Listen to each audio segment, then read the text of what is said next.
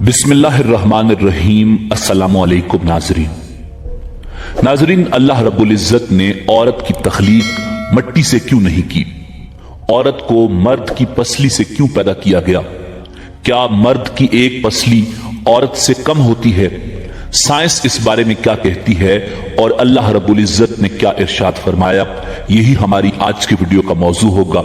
और आज हम आपको औरत की तख्लीक की ईमान अफरोज हकीकत बताएंगे। नाज़रीन, कुरान मजीद फुरकान हमीद में इरशाद बारी ताला है, यकीनन हमने इंसान को काली और सड़ी हुई खनखनाती मट्टी से पैदा फरमाया है।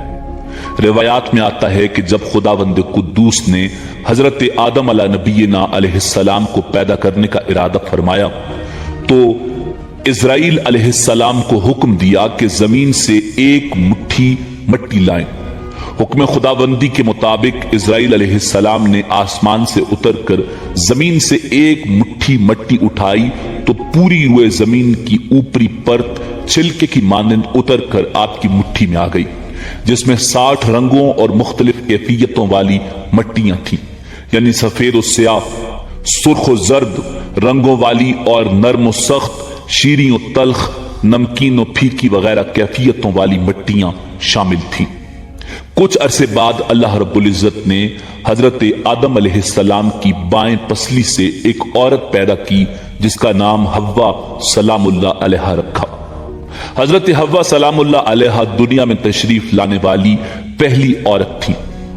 हजरत अबू हुरैरा रज़ी अल्लाह ताला अन्हु नबी अकरम सल्लल्लाहु अलैहि वसल्लम का ये फरमान नकल फरमाते हैं कि जो शख्स अल्लाह रब्बुल इज्जत और आखिरत के दिन पर ईमान रखता हो वो अपने पड़ोसी को अजियत न पहुंचाए और खवातीन के बारे में भलाई की वसीयत कबूल करो। इन्हें पसली से पैदा किया गया और पसली में सबसे टेढ़ा हिस्सा सबसे ऊपर वाला हिस्सा होता है। अगर तुम इसे सीधा करने की कोशिश करोगे तो तुम इसे तोड़ दोगे और अगर इसके हाल पर रहने दोगे तो वो टेढ़ी रहेगी। लिहाजा खवातीन के बारे में भलाई की वसीयत कबूल करो। नाज़रीन, शरीयत मुहम्मदी सल्लल्लाहु अलैहि वसल्लम ने बहुत से मामलात में औरतों और बच्चों का हुक्म एक रखा, जैसे कि बाजमात नमाज का मसला, जुम्मा का मसला वगैरह। तो शायद इसमें भी इस बात की तरफ इशारा है कि औरतों के साथ बच्चों की तरह नरमी का रवैया इख्तियार करना चाहिए। नाज़रीन, इसी तरह कुरान मजीद फुरकान हमीद में अल्लाह रब्बुल इज्जत ने इरशाद फरमाया, यानी मर्द औरतों पर निगहबान है। औरत की जरूरियात, उसकी हिफाजत और दीगर कई उमूर में मर्द को औरत पर तसल्लुत हासिल है और ये खुद अल्लाह रब्बुल इज्जत ने फरमाया। गोया कि औरत रियाया और मर्द बादशाह है, इसलिए औरत पर मर्द की इताअत अल्लाह रब्बुल इज्जत ने लाजिम करार दी है। इससे एक बात यह वाज़ेह होती है कि मियां बीवी के हुकूक एक जैसे नहीं, बल्कि मर्द के हुकूक औरत से ज्यादा हैं और ऐसा होना औरत के साथ ना इंसाफी या जुल्म नहीं बल्कि ऐन इंसाफ और हिकमत के तकाजे के ऐन मुताबिक है। नाज़रीन, उलमा ने इस नुक्ते पर बहस की है कि हर इंसान मट्टी से बनता है या इंसान अव्वल हजरत आदम अलैहिस्सलाम मट्टी से बने हैं। राजे बात यह है कि पहले इंसान मट्टी से बने हैं और बाकी इंसानों के बारे में मट्टी से बना हुआ इसलिए कहा जाता है कि मट्टी से ही ग़िज़ाएं खाकर नुत्फा बनता है जो इंसान की तख्लीक का बाइस है। इस हवाले से सूरह ताहा की आयत बाज मुफस्सिरीन ने यह मौक़िफ़ इख्तियार किया है कि इंसान को अल्लाह रब्बुल इज्जत ने मट्टी से पैदा किया। नाज़रीन, इसी तरह बाज के मुताबिक मर्द की पसली से औरत को बना के अल्लाह रब्बुल इज्जत ने मर्द को अपनी उस हिकमत का इशारा दिया कि मैंने औरत की तख्लीक फरिश्तों से लाई, मट्टी से नहीं की बल्कि इंसान की पसली से की। मैंने इसे तुम्हारे जिस्म के हिस्से से इसलिए निकाला कि औरत का तकद्दुस और पर्दा कायम रहे, फरिश्तों को भी खबर न होने पाए कि जमीन की लाई हुई किस मट्टी से औरत की तख्लीक हुई। यानी औरत के तकद्दुस की हद तो देखें कि फरिश्तों से भी इसकी बनावट का पर्दा लाजमी करार दिया गया। और पहली औरत حضرت حوا سلام اللہ علیہا اسی مرد یعنی حضرت آدم علیہ السلام کی پسلی سے نکلی جس کی وہ منکوحہ کہلائی، یعنی جن کے نکاح میں آئیں۔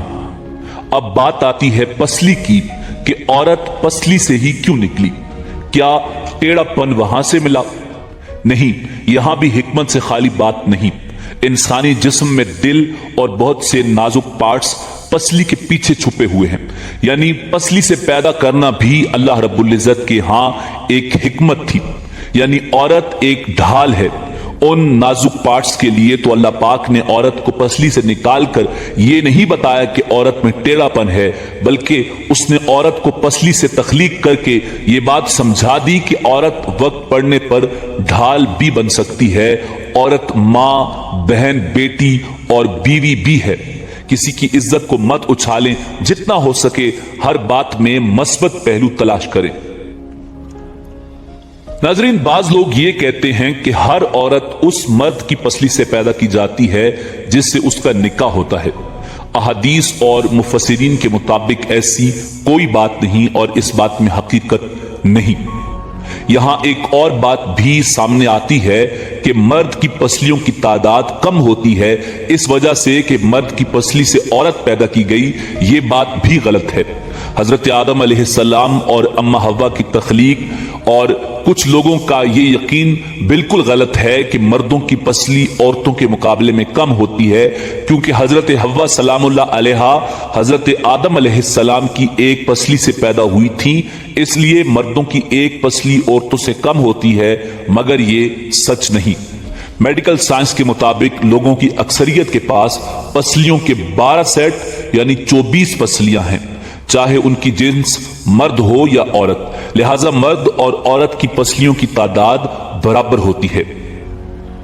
مگر بعض حالات کے ساتھ یا اگر کوئی شخص میڈیکلی انفٹ ہے تو اس کی پسلیوں کی تعداد کم یا زیادہ ہو سکتی ہے۔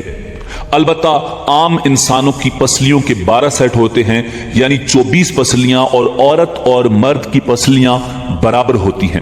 مگر یہ صحیح حدیث ہے کہ حضور نبی کریم صلی اللہ علیہ وآلہ وسلم نے فرمایا کہ عورت کو مرد کی پسلی سے پیدا فرمایا گیا۔ ناظرین، اسی امید کے ساتھ اجازت دیجیے کہ آپ کو ہماری ویڈیو پسند آئی ہوگی۔ ملتے ہیں بہت جلد ایک نئی تاریخی، تحقیقی اور معلوماتی ویڈیو کے ساتھ۔ اللہ رب العزت آپ کا حامی و ناصر ہو۔